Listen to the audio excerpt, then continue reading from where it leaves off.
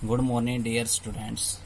कल हमने extracting metals low reactivity series पढ़ी थी। आज हम top of the activity series पढ़ेंगे।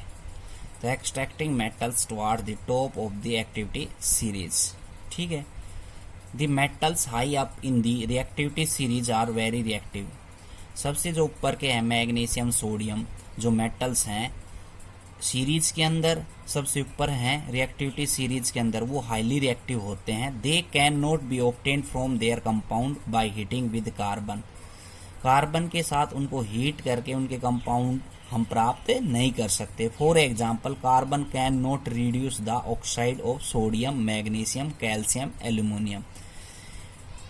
एग्जाम्पल है कि कार्बन रिड्यूस नहीं करता oxide sodium magnesium calcium aluminium के साथ to the respective metals. This is because these metals have more affinity for oxygen than carbon. इसके पीछे कारण ये है कि ये जो मेटल्स हैं इनकी एफिनिटी कार्बन की बजाय oxygen affinity for oxygen than carbon, oxygen की एफिनिटी ज्यादा होती है बजाय कार्बन के। These metals are obtained by electrolytic reduction. तो ये मेटल कैसे प्राप्त होते हैं? Electrolytic reduction. ये क्वेश्चन यहाँ पे बनता है कि what explain the method of electrolytic reduction. For example sodium magnesium and calcium are obtained by the electrolysis of their molten chloride. Sodium magnesium और कैल्शियम कैसे प्राप्त होते हैं? इलेक्ट्रोलाइसिस से प्राप्त होते हैं मोल्टन, उनके मोल्टन क्लोराइड से। The metals are deposit at the cathode. Metals कहाँ डिपोजिट होता है? कैथोड के ऊपर। Negative charge electrode, negative charge electrode को हम कैथोड बोलते हैं। Where chlorine is liberate at the anode. Chlorine कहाँ पे मिलती है? एनोड के ऊपर, जिसको हम पॉजिटिव चार्ज इलेक्ट्रोड बोलते हैं। ये रिएक्शन आपको दे रखी है कैथोड और एनोड की। तो सोडियम को एक इलेक्ट्रॉन के साथ रिएक्ट करके क्या बनाता है? Sodium positive. क्लोरीन एक इलेक्ट्रॉन निकाल के क्या बनाता है? Cl2 बनाता है और प्लस में 2 इलेक्ट्रॉन्स निकलते हैं। तो यहाँ पे देखो ये कैथोड है, ये एनोड है। इसके अंदर कैथोड के ऊपर पॉजिटिव चार्ज है, एनोड के ऊपर क्या है? एनोड के ऊपर पॉजिटिव चार्ज है और कैथोड के ऊपर क्या है? नेगेटिव चार्ज है। ये क्या है? इलेक्ट्रोलाइट सॉल्यूशन के अंदर, ये किसी भी टैंक के अंदर या इलेक्ट्रोलाइट सॉल्यूशन के अंदर ये रोड को क्या किया जाता है? डिप किया जाता है और एक क्या लगा रखी है? बैटरी और एक की लगा रखी है। तो जब हम इस ओर्स को जब इसके अंदर रखते हैं तो मेटल अलग हो जाता है। क्लोरीन ये कह रहा है कि अलग हो जाता है। कैसे? एक कैथोड पे जमा हो जाता है, एक एनोड के ऊपर जमा हो जाता है।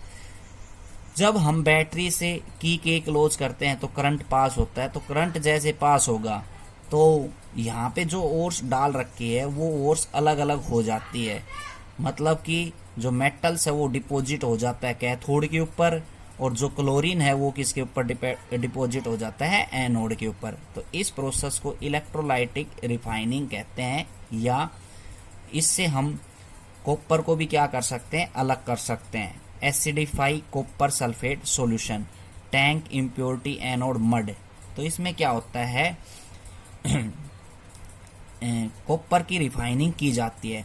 तो जैसे कि और प्लस कॉपर इसके अंदर मिक्स होता है तो इसके अंदर जो इम्प्योरिटी है वो नीचे जमा हो जाती है एनोड मड के नीचे। ठीक। और जो कॉपर है वो कहाँ पे जमा हो जाता है? कैथोड के ऊपर। इस प्रकार हम कॉपर की क्या कर सकते हैं? इलेक्ट्रोलाइटिक रिफाइनिंग कर सकते हैं और इलेक्ट्रोलाइसिस प्रोसेस से मेटल को और जो इम्प्योरिटी को हम अलग कर सकते हैं। Similarly aluminium is obtained by the electrolytic reduction of aluminium oxide. तो एल्यूमिनियम ऑक्साइड से एल्यूमिनियम भी हम इलेक्ट्रोलाइटिक रिफाइनिंग से अलग कर सकते हैं। Refining of the metals produced by the various reduction process describe above are not very pure. तो हम मेटल्स के बारे में पढ़ा कि मेटल्स जो है प्योर फॉर्म के अंदर हमें अर्थ क्रस्ट के अंदर नहीं मिलता। दे कंटेन इम्प्योरिटी, उनके अंदर इम्प्योरिटी पाई जाती हैं which must be remove to obtain pure metal, जो उनको हम दूर करके प्योर मेटल प्राप्त करते हैं। तो ज़्यादातर जो हम यहाँ पे मेथड यूज कर रहे हैं वो रिफाइनिंग के लिए इलेक्ट्रोलाइटिक रिफाइनिंग यूज करते हैं। Many metal such as copper, zinc, tin, nickel, silver, gold are refined electrolytically. तो काफी मतलब कि मैंने कॉपर के बारे में बताया, क्लोरीन के बारे में बताया कि एक एनोड ले लेते हैं रोड, एक कैथोड ले लेते हैं, उनको बैटरी के साथ कनेक्ट करके और जो इम्प्योरिटी हम डाल देते हैं तो एक चीज एनोड के ऊपर जो इम्प्योरिटी है वो यहाँ जमा हो जाती है और कैथोड के ऊपर प्योर। तो सभी जो है इलेक्ट्रोलाइटिंग रिफाइनिंग के द्वारा जितने भी मेटल्स हैं, निकल, सिल्वर, गोल्ड, जिंक, कॉपर, ये सारे इस प्रकार से प्योर मेटल में चेंज किए जाते हैं। In this process, the impure metal is made the anode and a thin strip of pure metal is made the cathode। तो एक स्ट्रिप बन जाती है, तो जो प्योर मेटल वो कैथोड के ऊपर आ जाता है और इम्प्योरिटी है वो कहाँ पे, एनोड के नीचे जमा हो जाती है। एक solution of the metal salt is use and electrolytic. Electrolytic refining के अंदर एक मेटल साल्ट का यूज किया जाता है। The apparatus is set up shown in the figure. On passing the current through the electrolyte the pure metals from the anode dissolve into electrolytic. जब हम electricity pass करवाते हैं, मतलब की क्लोज करवाते हैं, तो करंट पास होता है, ये मैंने पहले बता दिया। तो इसके अंदर जो इलेक्ट्रोलाइटिक रिफाइनिंग की वजह से प्योर मेटल जो है वो एनोड के ऊपर जमा हो जाता है, जो प्योर मेटल है वो कैथोड के नीचे स्ट्रिप के अंदर आ जाता है और जो इम्प्योर मेटल है वो किसके अंदर आ जाता है, एनोड के नीचे। An equivalent amount of pure metal from the electrolyte is deposit on the cathode. तो प्योर मेटल कहाँ पे जमा हो जाता है, कैथोड के ऊपर। Soluble impurity go in solution where the insoluble impurity settle down bottom of the anode. तो इम्प्योरिटी जो है वो कहाँ सेटल डाउन हो जाती है, एनोड के नीचे। इसको एनोड मड बोलते हैं। क्या बोलते हैं, एनोड मड बोलते हैं। अगला टॉपिक है कोरोजन। कोरोजन आपने 8th क्लास के अंदर भी पढ़ा है कि जो आयरन पार्टिकल्स होता है वो मॉइस्चर, एयर और वाटर के संपर्क में आने की वजह से ब्राउन कलर का हो जाता है। उसको हम क्या कहते हैं, कोरोजन और रस्ट कहते हैं। ठीक है, तो silver articles become black after some time. Silver article कैसा हो जाता है, ब्लैक कलर का हो जाता है व्हेन एक्सपोज टू एयर। तो एयर के अंदर के संपर्क में आने की वजह से। This is because it react with sulphur in the air. तो सल्फर क्या है, एयर के साथ रिएक्ट करता है और क्या बनाता है, coating of silver sulphide. Silver sulphide की एक कोटिंग बना लेता है। Copper react with most carbon dioxide in air and slowly lose its shining brown surface. Copper भी क्या करता है, रिएक्ट करता है मोस्ट के साथ और कार्बन डाइऑक्साइड के साथ इन एयर के अंदर, और वो क्या करता है, धीरे धीरे अपनी शाइनिंग है, चमक है, वो छोड़ देता है। और कैसा सरफेस बनाना, brown surface, and gain a green coat, और उसके ऊपर एक ग्रीन कोट की कवरिंग हो जाती है। This green substance is copper carbonate. इसको हम क्या कहते हैं, कॉपर कार्बोनेट कहते हैं। Iron when expose to moist air for a long time acquire a coating of brown flaky substance called rust. Iron है वो भी एयर के संपर्क में आने से और मॉइस्चर के संपर्क में आने से काफी समय के अंदर, तो वो भी एक ब्राउन कलर की कोटिंग कर लेता है। उसको क्या कहते हैं, रस्ट कहते हैं। तो ये एक्टिविटी के अंदर यही दिखा रखा है कि रस्टिंग आयरन नेल से काफी टाइम तक हम वाटर के अंदर डाल देते हैं तो इसमें रस्ट लग जाता है और एयर का संपर्क है इसके अंदर। तो इसमें भी एयर का संपर्क है, तो layer of oil prevent air dissolving in the water. तो वाटर के अंदर ऊपर जो लेयर है ऑयल की, तो इसमें ऑक्सीजन नहीं जाने दे रही, तो यहाँ पे जो नेल्स हैं उनको डस्ट नहीं लग रहा। यहाँ पे ड्राई एयर है, ओनली वाटर नहीं है, तो ड्राइंग एजेंट्स, तो यहाँ पे भी क्या है, डस्ट नहीं लग रहा क्योंकि एयर का संपर्क नहीं है। तो ये एक्टिविटी के अंदर अलग अलग एक्टिविटी दिखा रखी है, उसमें नेल्स दिखा रखे हैं आपको कि डस्ट कैसे लगता है। तो you will observe that iron nail rust in test tube A but they do not rust in test tube B और सी। तो आपने ये ऑब्जर्व करके देखा कि सिर्फ ए टेस्ट ट्यूब के अंदर ही क्या लग रहा है, रस्ट, बी के अंदर, सी के अंदर रस्ट नहीं लग रहा। The nail are expose to both air and water in the test tube B and nails are exposed to only water and the nails of test C। तो यहाँ पे सिर्फ क्या है, नेल्स हैं और क्या है, कैल्शियम क्लोराइड की कुछ ड्राइंग एजेंट्स हैं, और यहाँ पे क्या है कि वाटर है और लेकिन एयर का संपर्क नहीं हो रहा। What does the tell about the condition under which iron article rust? तो किस कंडीशन के हिसाब से रस्ट लगता है? तो ये वाटर का संपर्क और एयर मॉइस्चर का संपर्क दोनों की वजह से क्या लग रहा है, रस्ट लग रहा है। Prevention of corrosion. The rusting of iron can be prevent by painting, oiling, grease, galvanization और क्रोम प्लेटिंग, एनोडाइजिंग और मेकिंग अलॉयज। ये क्या है क्वेश्चन, व्हाट इज कोरोजन और how to is prevent preventions. तो कोरोजन क्या होता है ये तो हमने बता दिया कि सिल्वर कलर है वो ग्रीन की कोटिंग हो जाती है मॉइस्चर के संपर्क में आने की वजह से। ऐसे ही हमारे आयरन पार्टिकल्स है वो एयर और वाटर के संपर्क में आने की वजह से ब्राउन कलर का हो जाता है, उसको हम क्या कहते हैं, कोरोजन। तो रस्ट भी वही है। तो इसका प्रिवेंट कैसे करते हैं, तो rusting of iron can be prevent. तो आयरन को रस्ट से बचाने के लिए हम पेंट करते हैं, ऑयलिंग कर देते हैं उसके ऊपर और ग्रीस कर देते हैं, गैल्वेनाइजेशन मतलब किसी चीज की परत चढ़ा देते हैं, क्रोम प्लेटिंग कर देते हैं, एनोडाइजिंग और मेकिंग अलॉय।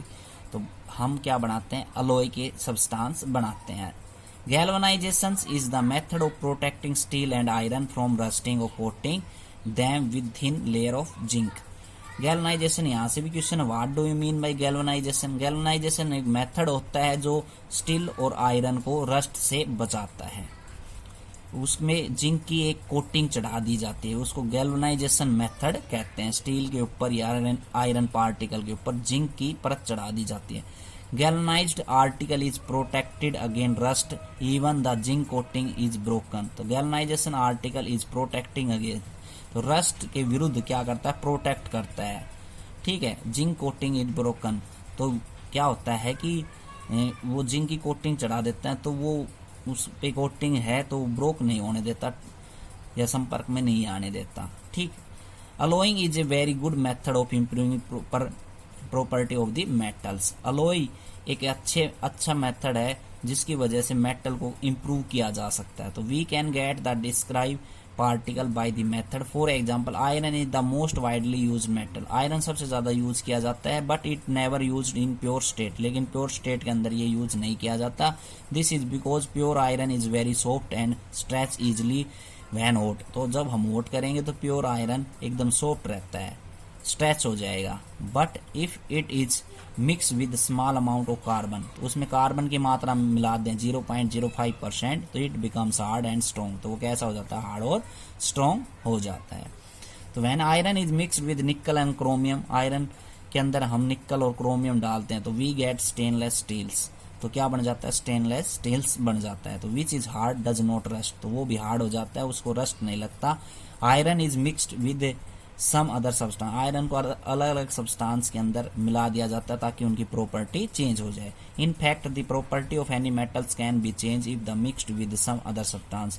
तो किसी भी सब्सटेंस की प्रॉपर्टी चेंज कर देते हैं हम उसमें दूसरा सब्सटेंस मिला के।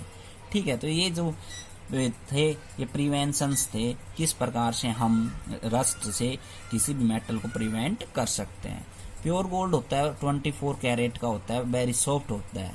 ठीक है, उनकी ज्वेलरी नहीं बनाई जाती। तो यहाँ पे क्वेश्चन आपको मिलेगा कि जो प्योर गोल्ड है उनकी ज्वेलरी जो है वो नहीं बनाई जाती, ऐसा क्यों है, क्योंकि वो क्या रहता है, ज्यादा सॉफ्ट रहता है। तो it is alloy with either silver and copper two make hard. तो उसको हार्ड बनाने के लिए क्या करते हैं, मिक्सअप कर देते हैं, सिल्वर और कॉपर मिला देते हैं। Generally in India 22 carat gold is use making ornaments. India के अंदर 22 कैरेट गोल्ड के क्या बनाए जाते हैं, हार वगैरह बनाए जाते हैं।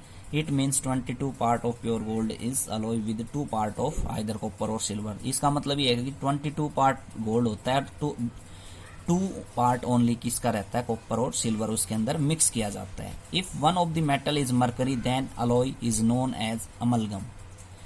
एक जो मेटल का नाम है मरकरी, ये किसका है, अमलगम इसके अलॉय है। तो यहाँ पे मल्टीपल चॉइस क्वेश्चन मिलेगा आपको। ठीक है, इसका याद रखना है, amalgam is an alloy of mercury. The electric conductivity and melting point of alloy is less than the pure metal. Pure metal से इसकी जो कंडक्टिव और मेल्टिंग पॉइंट है वो कम रहता है। For example brass alloy copper and zinc. तो अलॉय है मिक्स होता है किसका, कॉपर और जिंक का। जैसे ये किसका है, ब्रास, कॉपर और जिंक का अलॉय है। ऐसे ब्रोंज है अलॉय, कॉपर और टीन का। तो यहाँ पे भी आपको एक मल्टीपल चॉइस क्वेश्चन मिलेगा मिक्स का। ठीक है, तो are not good conductor of electricity. Copper and tin are not good conductor of electricity whereas copper is used for making electrical circuit। तो ये गुड कंडक्टर ऑफ इलेक्ट्रिसिटी के alloy नहीं होते, तो इसलिए इनके इलेक्ट्रिक सर्किट बनाए जाते हैं। Solder and alloy leads tin Pb and Sn. Solder जो है वो अलॉय है, solder and alloy of lead. Solder alloy है लीड का और टीन का। इसके ये क्या है, सिंबल्स हैं Pb and Sn. Has a low melting point and use for welding electric wire together. तो ये क्या करते हैं, सोल्डर यूज किया जाता है कि इसमें कि जो हम इलेक्ट्रिक वायर्स के जो टाके वगैरह लगाते हैं उसके अंदर हम यूज करते हैं सोल्डर। और ये किसका अलॉय है, लीड और टीन का। तो अलॉय जो होते हैं वो क्या होते हैं, मिक्सर होते हैं आपस में मेटल्स के। ठीक है, तो आज के लिए इतना ही। लेसन कंप्लीट हो गया है। अब क्वेश्चन आंसर कंप्लीट, फिर टेस्ट होगा। Thank you.